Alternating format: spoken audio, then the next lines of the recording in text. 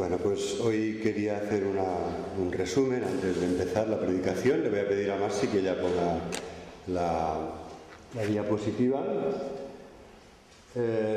Tenemos aquí, hemos estado meditando desde hace unos domingos, hemos estado meditando en este gran tema. Es un tema, yo creo, de tremenda importancia. Por más que yo intente ahora deciros, es que es muy importante, es que es realmente por más que yo intentara expresarlo con palabras, no voy a darle la importancia que tiene este tema, porque en él tenemos toda la Biblia desde Génesis hasta Apocalipsis, y realmente es el propósito de Dios para nuestra vida. Y esto lo expresamos con estas palabras del título del libro de Max Lucado, un conocido autor evangélico, que dice: Dios te ama tal como eres, pero no quiere dejarte así. Dios quiere que seas como Jesús. ¿Verdad? Él nos ama, pero no quiere dejarnos así. Es como el que entra a vivir en una casa que tiene grandes posibilidades. Es una casa que se ha quedado pues descuidada porque está deshabitada. Es una casa que se tiene que limpiar a fondo, que se tendrá que decorar para realzar la belleza, la luz que recibe. Entonces el Señor nos coge a nosotros como estas moradas que han quedado con el paso de los años, y sobre todo a causa del pecado, se han deteriorado, y el Señor las va a restaurar. Somos templo del Espíritu Santo. El Señor va a restaurarnos, sin ninguna duda. El Señor va a hacer que nos ama tal como somos, pero no quiere dejarnos así. Quiere que seas como Jesús. Quiere mejorarte muchísimo como persona. Todos tenemos ya en nuestras vidas pues la experiencia de haber vivido en comunión con el Señor, pero el Señor quiere que esta experiencia se traduzca en vidas diferentes, mejores, que se parezcan más a Jesús. El propósito de Dios es que seamos transformados para que cada día seamos mejor persona y nos parezcamos más a Jesús. Entonces aquí vamos a mirar un poco más.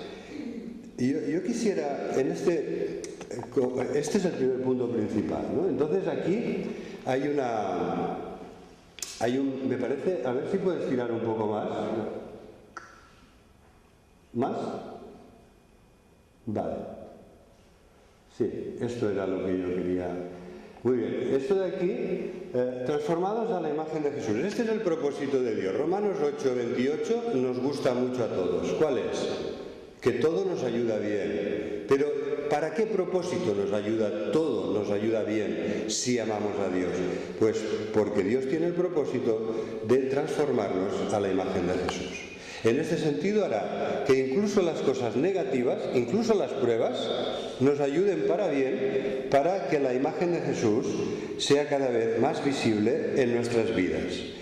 Y aquí yo quisiera añadir de que hay una serie de promesas bíblicas que conocéis muy bien. A ver, Filipenses 1:6, ¿qué dice?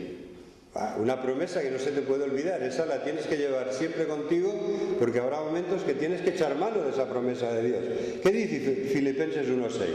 Pues dice que el que empezó la buena obra en nosotros, esta obra que consiste en hacernos más como Jesús, el que empezó la buena obra la perfeccionará, la completará.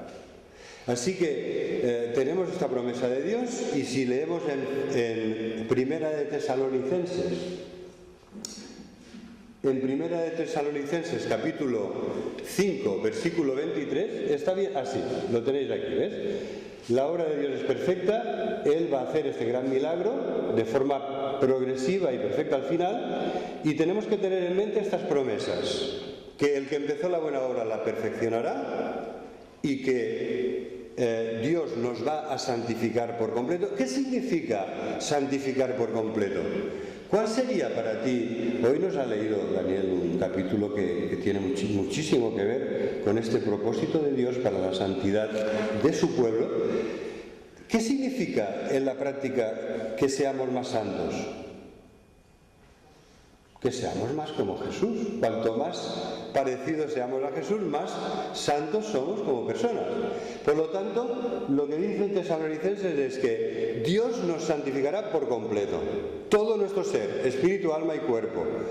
Y después añade, fiel es el que os llama y Él lo hará.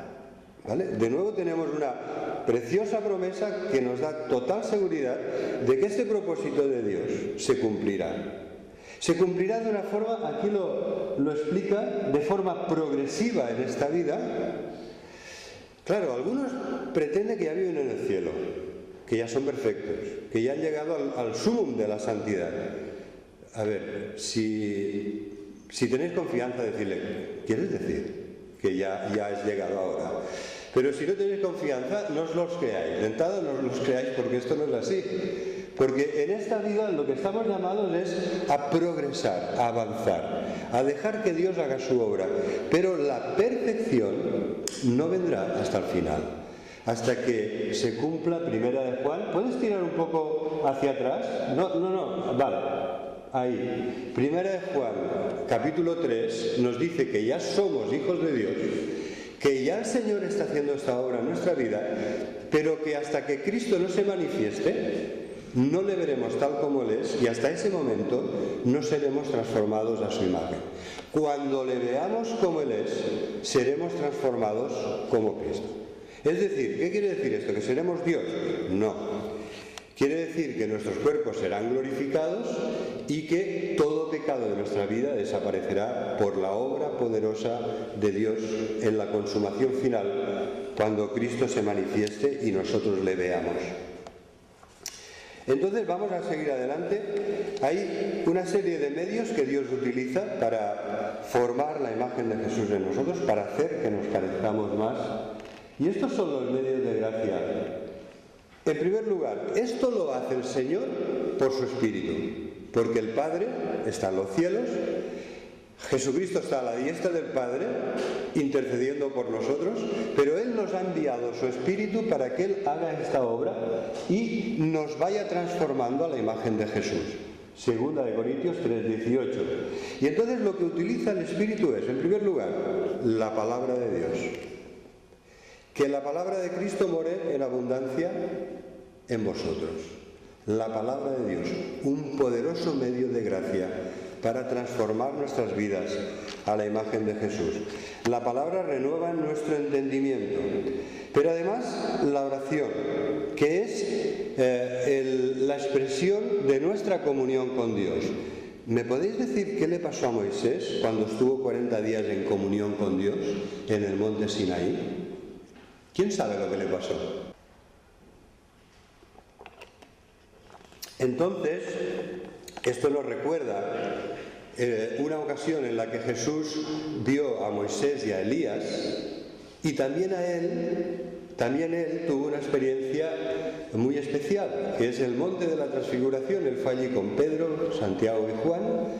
Y entonces, estando en comunión con Dios, estando en oración, buscando a Dios en adoración, el rostro de Jesús empezó a reflejar una gloria y una luminosidad tremenda.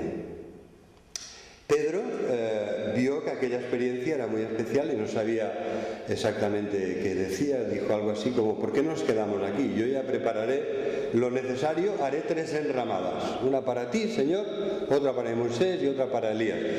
Pero lo cierto es que la oración es un medio de gracia, porque en la medida que podemos estar en comunión con Dios, en la medida que la oración es acercarnos al trono de su gracia, en la medida que la oración es entrar al lugar santísimo de su presencia por el camino nuevo y vivo que Jesús nos ha abierto, pues en esa medida transforma nuestra vida. No somos iguales después de una hora de oración. A ver, si es 1 minuto de oración, porque no tienes más que 1 minuto para el Señor al día, malamente. Pero cuando buscamos al Señor de todo corazón y lo buscamos en oración y en adoración, y lo que queremos es vivir en comunión con Él y no perder esa comunión por las otras cosas con las que tenemos que lidiar, y sobre todo por aquello que nos la hace perder casi siempre, que es nuestro propio pecado, pues entonces nuestras caras reflejan cada vez más a Jesús, ¿verdad? Segunda de Corintios nos dice que mirando a cara descubierta la gloria del Señor, somos transformados en la misma imagen del Señor Jesús, de gloria en gloria. Es decir, cuanto más tiempo pasamos con Él, cuanto más le amamos y le adoramos y oramos y buscamos el secreto, el arte de vivir constantemente en oración, cuanto más es así, más reflejamos su luz y su gloria. Y le pasó a Moisés, le pasó a Jesús y nos pasará de alguna manera. No es que ya no necesitemos estar conectados a las compañías eléctricas, porque ya nosotros tenemos energía, no, pero de alguna manera, cuando estamos en comunión con Dios, se nota en nuestra cara, lo refleja nuestro rostro y se ve en nuestra vida.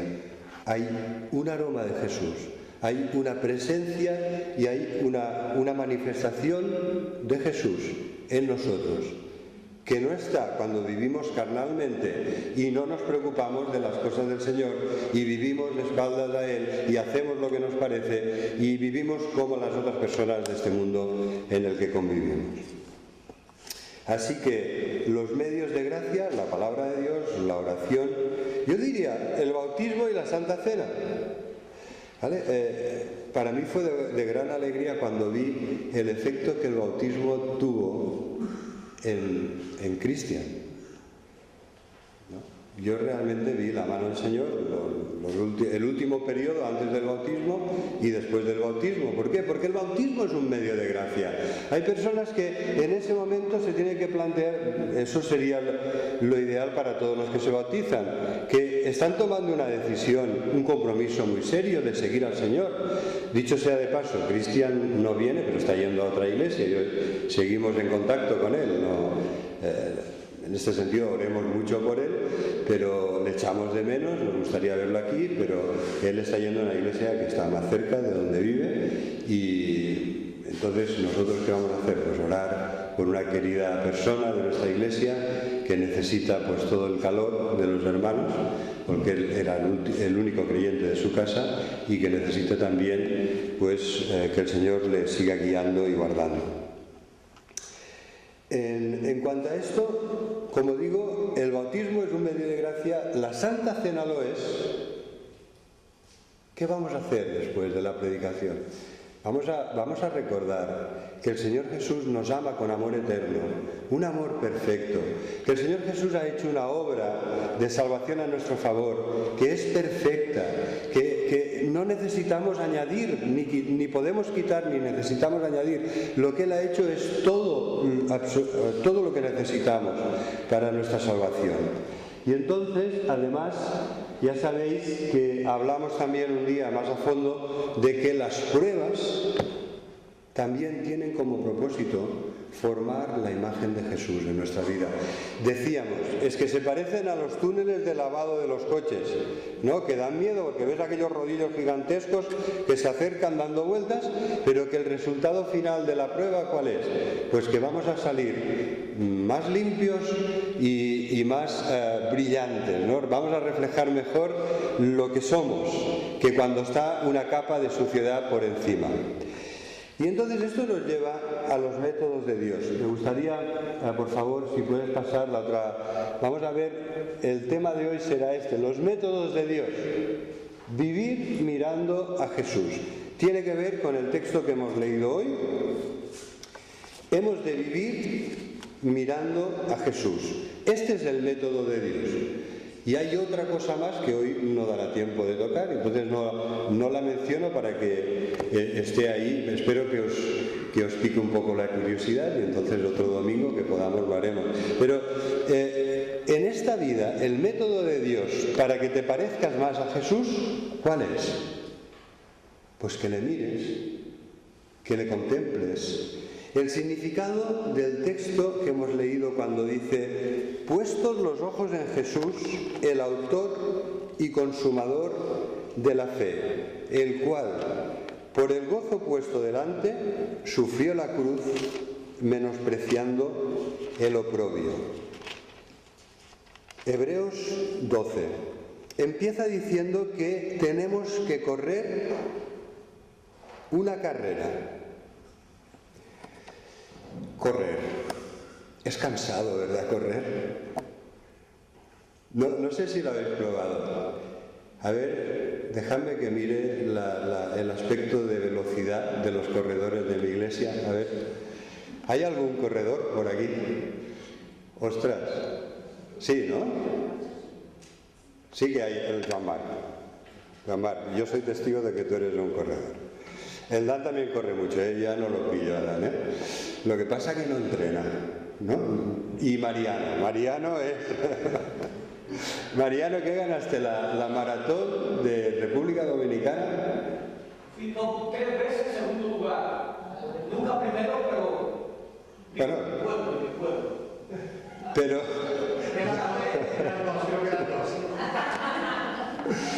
Oye, pues felicidades. Aquí hay algún corredor en la iglesia, pero tenemos a un corredor que ganaba segundos premios. Yo creo que con 3 segundos premios ya te hubieran podido dar el primero, ¿eh? Bueno, lo cierto es que correr es muy sano, hermanos, pero cuesta. ¿Cómo cuesta correr? Yo llevo corriendo unos 40 años, sigo corriendo, lo que pasa es que cada vez corro menos y cada vez me cuesta más, pero yo llevo corriendo desde jovencito. Y sobre todo pues a partir del servicio militar, que nos hacían correr mucho, y correr y pista americana. Entonces a partir de esa época de mi vida, que pesaba unos 15 kilos, menos de 15, o sea, más de 15 kilos desde esa época, pues no llegaba ni a los 60. Entonces realmente, pues una de las cosas que realmente pesan para correr, pues es eso, los años y los kilos. No hay, yo creo que en este sentido no hemos descubierto la sopa de ajo, esto es así. Pero lo cierto es que cada vez cuesta más, ¿verdad? Ahora que tengo 60 años, cada vez me cuesta más. Realmente antes era una necesidad y ahora es pura fuerza de voluntad, por si no, no iría. ¿No?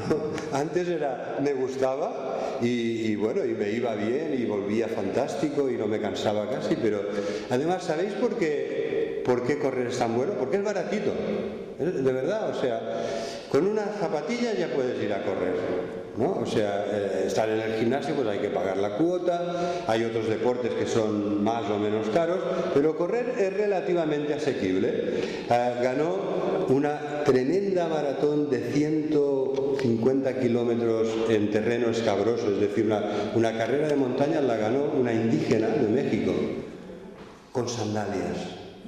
¿Vale? Las otras corredoras iban súper bien equipadas, con sus mallas, con toda la ropa adecuada para transpirar bien, para que no te enfríes, y con unos calzados de aquellos que parecen las botas de las 7 leguas, ¿no? Das un paso y aquello casi ya te lanza a 10 metros delante. Pues aquella chica mexicana que corría por el premio económico para ayudar a su familia, ganó la carrera con su vestidito, no llevaba ni mallas ni llevaba nada, con su vestidito ligerito y sus sandalias. ¿Verdad? Correr en este sentido es barato. Incluso por la playa puedes correr descalzo. Pero lo cierto es que cuando aquí habla del cristianismo, dice que todos, ya habéis visto que hay un pequeño porcentaje en la iglesia solo que corre, pero lo que nos dice respecto a la vida cristiana es que todos debemos correr. Todos es algo que no podemos soslayar, no podemos ser negligentes. Todos tenemos que correr la carrera y necesitamos mucha constancia, necesitamos perseverancia. Dice, corramos con paciencia la carrera que tenemos por delante. Tenemos muchos testigos que nos miran y tenemos que correr con paciencia. La palabra paciencia en este caso es una palabra que significa perseverancia, ¿vale? Es aguantar, resistir, continuar. Ese es el sentido de la palabra paciencia aquí, porque es la palabra hupomone y este es el matiz que tiene la palabra. Entonces tenemos que correr esta carrera, pero la peculiaridad es que no es una carrera corta, es una carrera muy larga, es una carrera que implica una tremenda resistencia, es una carrera de obstáculos y dificultades, y es una carrera que algunos acaban mucho peor de lo que han empezado.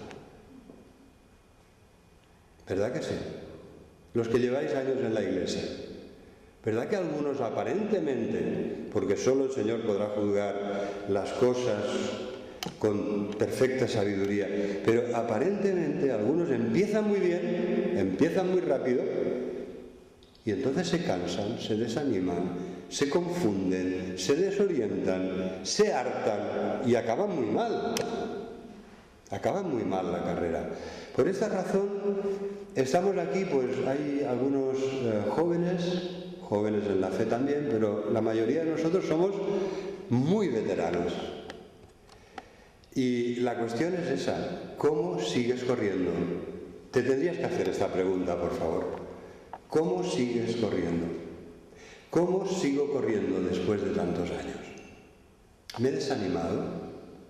¿Estoy a punto de tirar la toalla? ¿He dejado ya de correr y estoy andando con desgana? Realmente en algún momento ha pasado algo que me ha confundido y he perdido la dirección. Imaginaos qué terrible. Cuando te sales del itinerario, pierdes, que eres descalificado porque te has salido del itinerario marcado. Y la Biblia marca claramente un itinerario. Entonces a mí me gustaría que nos hagamos esta pregunta y que nos la respondamos con sinceridad. ¿Cómo estoy corriendo después de tantos años? ¿No será mi caso el que he perdido mi primer amor y tendré que escuchar con cuánto amor me dice el Señor, pero con cuánta autoridad me dice el Señor: tengo contra ti que has dejado tu primer amor? Mira, por tanto, dónde has caído, de dónde has caído, y arrepiéntete y haz las primeras obras. Vuelve al primer amor, vuelve a ponerte en el buen camino, vuelve a intentar coger el ritmo de esta larga carrera de obstáculos y dificultades que es la vida cristiana. Así que lo que es realmente especial de esta carrera, muy especial, perdóname un momento, voy a ver. Tienes que estar mirando a Jesús. Mirad, cuando corres, sobre todo cuando corres en montaña, no puedes perder de vista ni un momento el camino por donde corres, porque si no tropiezas, porque te puedes salir del camino, porque en una encrucijada puedes equivocarte y coger un camino equivocado. Sin embargo, la vida cristiana, la carrera de la fe, tienes que poner los ojos en Jesús. Esa es la clave. Corramos con perseverancia la carrera que tenemos por delante y entonces nos da la clave. Puestos los ojos en Jesús. Así que si te has respondido a la pregunta de cómo estás corriendo, en este sentido lo que dice el texto bíblico te tiene que ayudar, porque una de las cosas que debemos evaluar es si estoy corriendo bien, si estoy corriendo mirando a Jesús. El boletín de hoy nos habla de abrir los ojos, un artículo muy interesante, conversación con mi conciencia. Abre mis ojos, como dice el salmista, abre mis ojos y miraré las maravillas de tu ley. Y no podemos ver las maravillas, no vemos bien las maravillas de la ley si no vemos ¿qué es lo que debemos ver en esta maravillosa ley que es la palabra de Dios? Pues debemos ver a Jesús desde Génesis hasta Apocalipsis. Si realmente el Señor ha ungido nuestros ojos con colirio para que veamos lo correcto, veremos a Jesús desde el principio hasta el final. Bueno, de hecho, a ver, no estoy diciendo nada nuevo. ¿Cuál es el título del último libro de la Biblia? ¿Cuál es el título? Revelación. Pero se conoce de otra manera, ¿no? Apocalipsis. ¿Qué más? ¿Apocalipsis de qué? ¿La revelación de qué? De la vida de Cristo. De Jesús. Es la palabra Apocalipsis significa revelación, algo que está como encubierto y es quitado el velo, pero significa también la manifestación de Jesús. El título completo sería no tanto el Apocalipsis o la Revelación, como en las Biblias en inglés, sino el Apocalipsis de Jesús o la revelación de Jesús. Porque así lo dice la palabra de Dios cuando empieza el libro de Apocalipsis. Ya sabéis que muchos de los libros, sobre todo del Antiguo Testamento, el título que se les pone en hebreo, son las primeras palabras del título. Las primeras palabras del libro sirven también de título. Y aquí, cuando abres Apocalipsis, dice la revelación de Jesucristo que Dios le dio para manifestar a sus siervos, ¿verdad? La revelación de Jesucristo. Bueno, toda la Biblia es la revelación de Jesucristo, aunque hay libros en los que Él se revela mucho más claramente, mucho más extensamente que en otros. Por ejemplo, ¿cuáles son los libros en los que podéis encontrar una revelación más plena de Jesucristo? Los Evangelios. Me ha parecido que Maite decía los Evangelios, ¿verdad? Pues sí, tenemos a Jesús en toda la Biblia, pero cuando se trata de poner los ojos en Jesús, pues deberíamos empezar por los Evangelios. ¡Qué preciosidad de textos! Mateo, Marcos, Lucas y Juan, ¿verdad? 4 relatos de una misma vida que nos dan un relato complementario lleno de detalles que nos maravilla y que nos ayuda a ser más como Jesús. Así que poner los ojos en Jesús, el autor y consumador de la fe. Así debemos correr. Debemos ir mirando el camino, el terreno en el que pisamos, pero nunca debemos perder de vista la meta que es Jesús, el modelo que es Jesús. Y me gustaría poneros unos ejemplos. Primeros ejemplos que encontramos en los Evangelios, de personas que pusieron sus ojos en Jesús. ¿Qué significa esta expresión, poner los ojos en Jesús? Pues yo creo que significa mirar con detenimiento, ¿vale? Concentrarse, fijarse muy bien, contemplarle complacidos, adorando y alabando a Dios por su Hijo, que le revela de una forma tan perfecta. Y también considerar sus perfecciones. Poner los ojos en Jesús significa que consideramos, analizamos, nos gozamos en sus perfecciones, sus cualidades admirables, su amor, su paciencia, su misericordia, su justicia, el hecho que dijera siempre la verdad, su gran sabiduría, su gran poder, ¿verdad? Sus cualidades admirables, pero también sus perfecciones en cuanto a la obra que ha realizado, una obra perfecta de salvación a nuestro favor. Así que en los primeros ejemplos nos dice Lucas capítulo 2 que los ángeles anunciaron a los pastores que iban a hacer en la ciudad de David, iban a hacer un Salvador que sería Cristo el Señor. ¿Verdad? Se lo dijeron así. Y entonces decían gloria a Dios en las alturas y buena voluntad de Dios para con los hombres. Y los pastores, cuando vieron aquella magnífica visión celestial de ángeles y oyeron este mensaje de los coros angelicales, dijeron, bueno, ya está, realmente no necesitamos más. ¿Pasó así o hicieron otra cosa? ¿Qué hicieron los pastores? Fueron corriendo a ver a Jesús, ¿verdad? Dijeron, pasemos y veamos al niño, ¿verdad? Esto caracteriza la vida de todo cristiano. A ver, no me conformo con lo que vea o con lo que me digan los ángeles, aunque sean ángeles, sino que quiero ver a Jesús.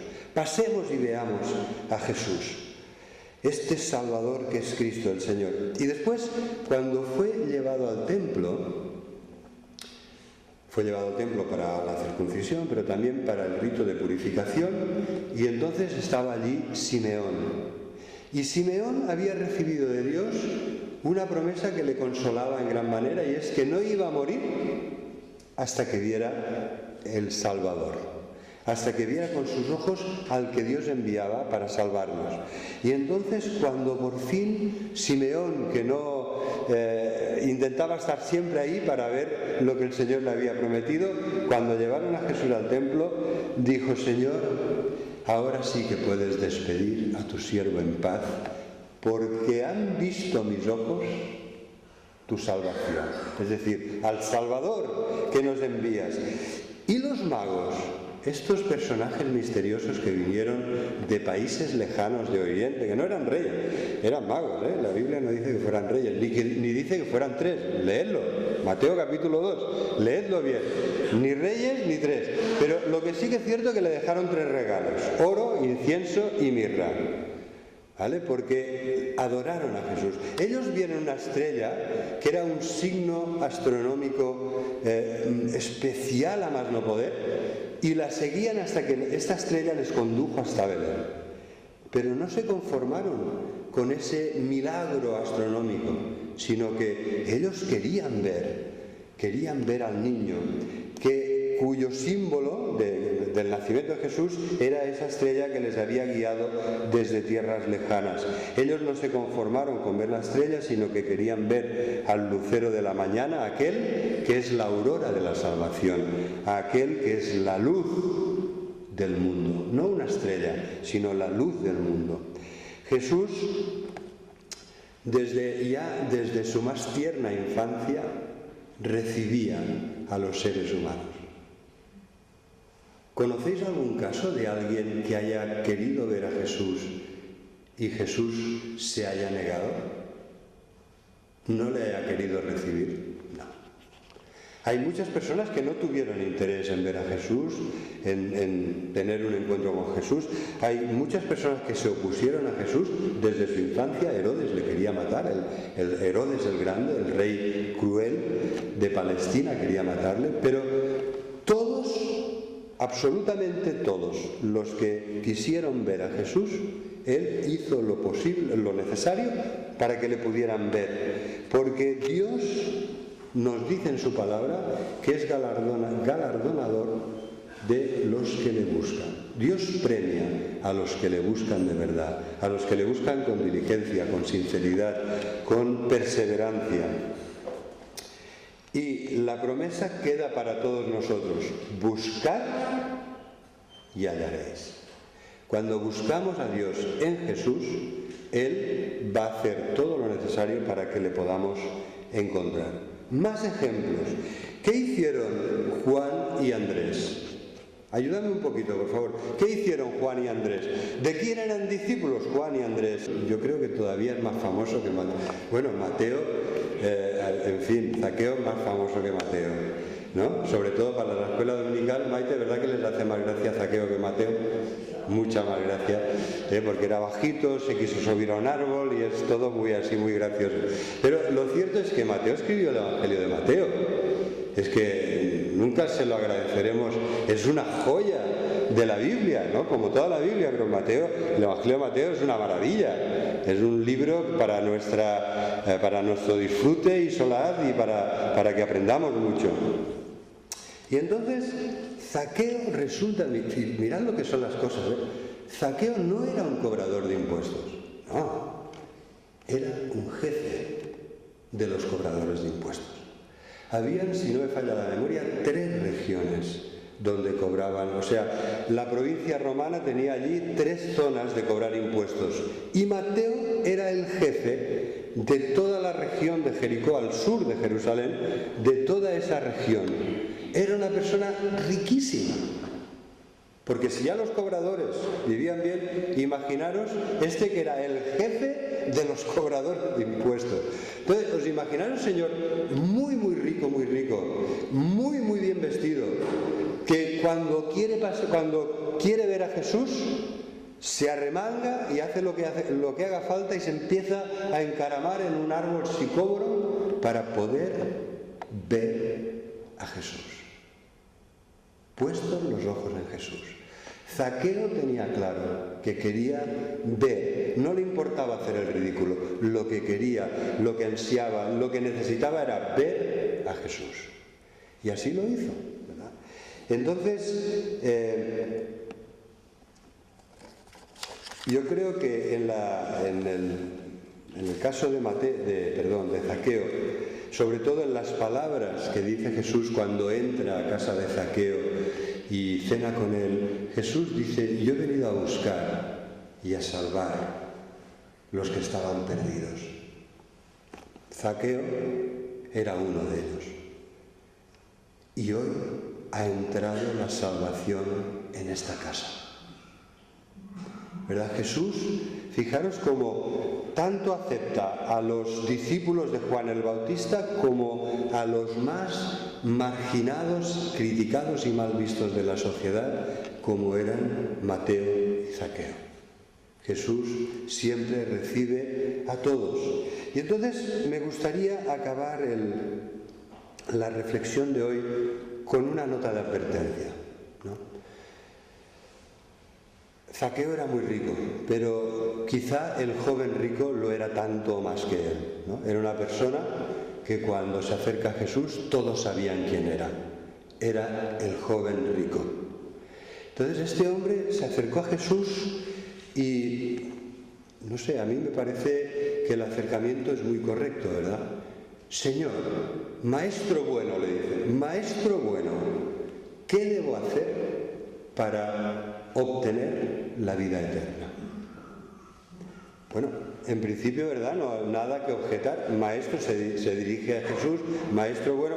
Jesús algo ya empezó a ver, pues le dijo: mira, buenos solo Dios es bueno. ¿Por qué me lo dices? ¿No? Le quería hacer una reflexión. ¿Por qué me lo dices? ¿Porque soy el enviado de Dios y Dios? ¿O porque me quieres tratar con halagos, ¿no? Maestro bueno, ¿qué debo hacer? Vamos a centrarnos en la pregunta. ¿Qué debo hacer para obtener la vida eterna? Bueno, importante pregunta, ¿verdad? Sería maravilloso que nosotros conociéramos, el Señor hiciera que se cruzara en nuestro camino muchas personas con esa inquietud, ¿verdad? Que te dijeran: Mariano, ¿qué debo hacer para obtener la vida eterna? Jean-Marc, ¿qué debo hacer? Bueno, gloria a Dios, ¿no? Yo estaría encantado de encontrarme cada día varias personas así, para intentar ayudarlas. Pero Jesús le dice: pues ya sabes, haz lo que dice la ley. Tienes la palabra de Dios, tienes la ley de Dios, haz lo que te dice la ley. Y entonces le dice: pues ya sabes lo que dice la ley, obedece a tu padre y a tu madre, honra a Dios, ayuda al prójimo, ama al prójimo, ¿no? Y le recuerda una serie de mandamientos: no matarás, no robarás, no adulterarás. Pero da la impresión, hay un contraste muy marcado entre la historia del joven rico y las otras que hemos visto. Es como si el joven rico quisiera la salvación, pero al final no le interesa el Salvador, no le interesa suficientemente el Salvador. ¿Pensáis que se puede obtener y disfrutar la salvación si no te interesa suficientemente aquel que la ha hecho posible y que es el único que te la puede dar? Porque al final Jesús le plantea el dilema, ¿no? Cuando él le dice, y claro, el joven rico tiene un alto concepto de sí mismo: Señor, yo todo esto que me dices de la ley de Dios ya lo he obedecido desde mi juventud, ya está, yo esto ya lo hago. Dame otra cosa, dame otra clave, dime más. Y entonces Jesús le dice: una cosa te falta, vende lo que tienes y dáselo a los que lo necesitan, dáselo a los pobres, y tú ven y sígueme. Y aquel hombre se fue triste porque amaba más sus riquezas que a Dios. Y quedó muy claro que amaba más al Dios de las riquezas que al Dios verdadero. Y que amaba más que estaban más fuertemente atados por las cadenas de esclavitud del Dios de las riquezas que por el deseo de poder hacer lo que preguntaba. Porque Jesús le dio la clave. ¿Qué debo hacer? Pues vende y sígueme. Eso es lo más importante. Nunca, ¿verdad?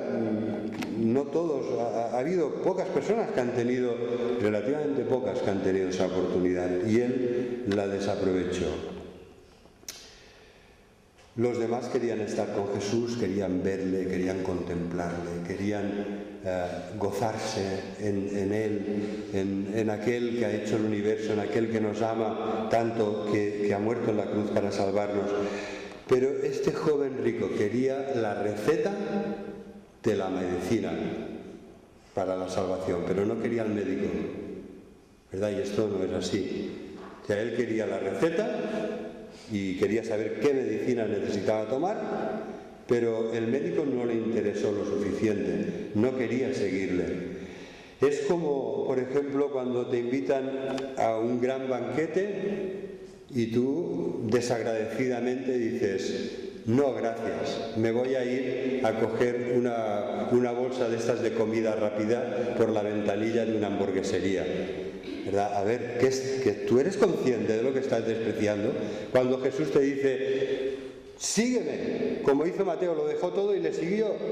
O sea, en este sentido, aquellos que eran los más pecadores estaban dando ejemplo a aquellos que tenían gran prestigio dentro del pueblo judío.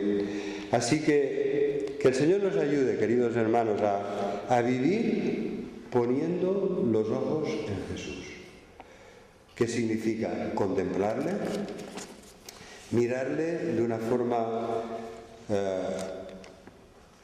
forma con detenimiento, complacidos, adorándole, considerando sus perfecciones.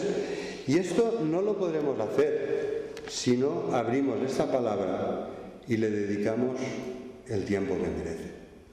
Yo no te voy a decir si debes dedicarle media hora o una, pero para ver a Jesús, para poner los ojos en Jesús, para contemplarle como Él se merece, debemos saber que en ningún otro lugar le podremos encontrar tan claramente reflejado como en la propia palabra que Él ha inspirado, la palabra que guió su vida en esta tierra, porque Jesús vivió a la luz y con el ritmo que le marcó la palabra de Dios. Que el Señor nos ayude a seguir a Jesús, a correr con perseverancia esta carrera, a reconocer que quizá hemos caído y hemos perdido el primer amor, y que el Señor nos ayude a reencontrarlo, buscando de todo corazón a Jesús en las páginas de su palabra y en la vida que Él nos da para que le reflejemos. Amén.